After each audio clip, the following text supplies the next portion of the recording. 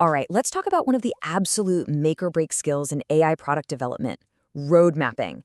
And look, this isn't about making a fancy to-do list. This is the real art of taking a huge, ambitious AI strategy and turning it into something your team can actually build. So you've got it, the big idea.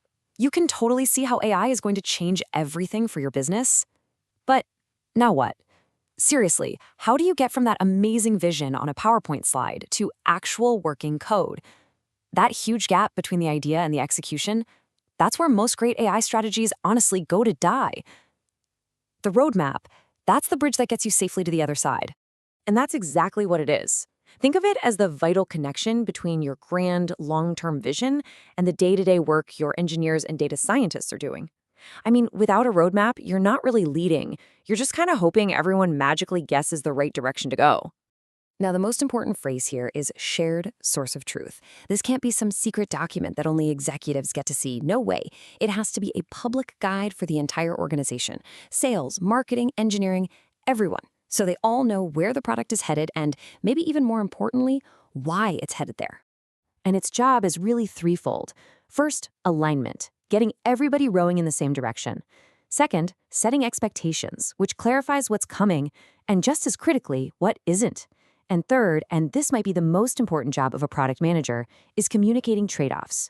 A roadmap forces you to have that tough conversation. Okay, if we're going to build this, what are we explicitly deciding not to build?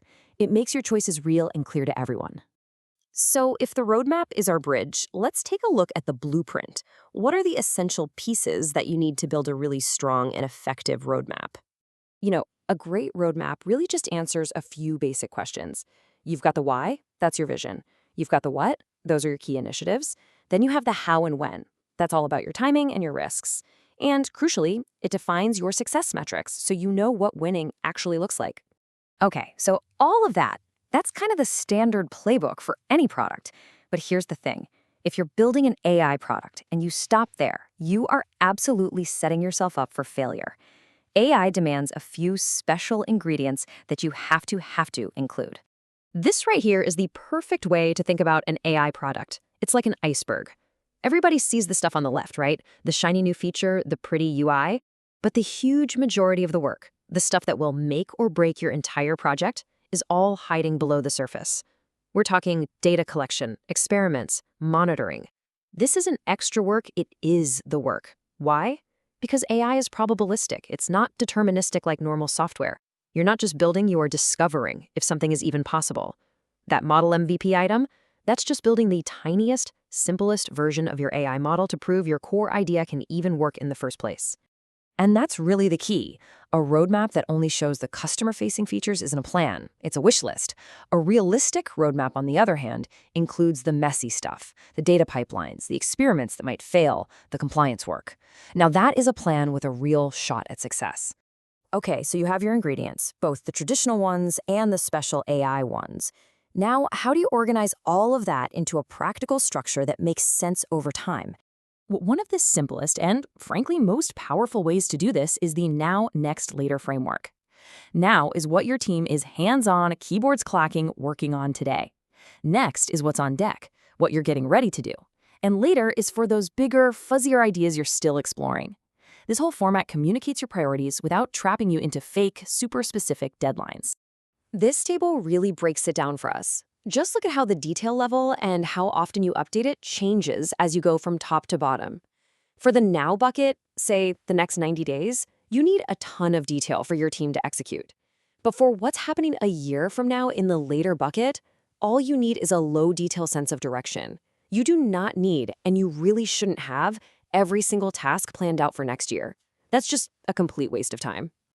All right, now for the really fun part, the common mistakes.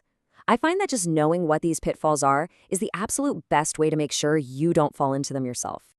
First up, we've got the feature first trap. This is when your roadmap just becomes this endless laundry list of features, totally disconnected from what customers actually need or what the business is trying to achieve. You basically become a feature factory, just shipping stuff without really knowing why. And for AI, this almost always means forgetting all that critical foundational work we just talked about. Mistake number 2 is treating your roadmap like it's a Gantt chart.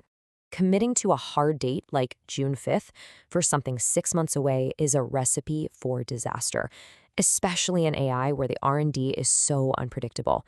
You're much better off sticking to broader time horizons like quarters or that now, next, later idea so you can stay flexible. Number 3, creating a roadmap and then letting it collect dust in a folder somewhere. A roadmap is a living document. It has to change as you learn from your customers, as your experiments give you surprising results, and as the market shifts. Seriously, if your roadmap isn't changing, it means you're not learning. And finally, just plain forgetting the why. For every single item on your roadmap, you have to be able to answer 2 questions. What customer problem does this solve? And what business metric is this going to move?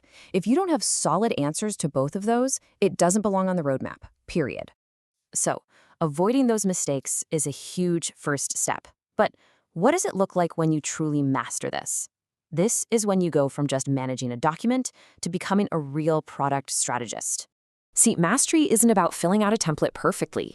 It's when you can look at a really complex strategy and just instinctively know how to break it down into logical phases, always starting with that foundational work first. It's when a stakeholder asks you, hey, why is feature X coming in Q3 instead of Q2? And you can confidently, calmly walk them through all the dependencies and the trade-offs that led you to that very specific decision. That's mastery. Let's end on this one. Central thought.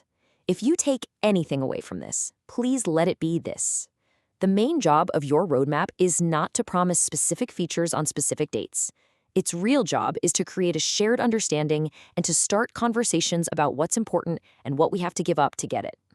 So, as you go and build or update your own roadmap, don't just think about what's on it. Ask yourself a much more powerful question. What conversation is this document designed to start? With your team, with your leadership, with your customers? That's the true measure of a great roadmap.